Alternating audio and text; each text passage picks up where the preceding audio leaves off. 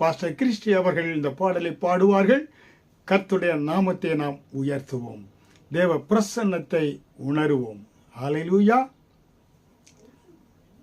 இஸ்ரவேலே கர்த்தரை நம்பு, கர்த்தரை நம்பு.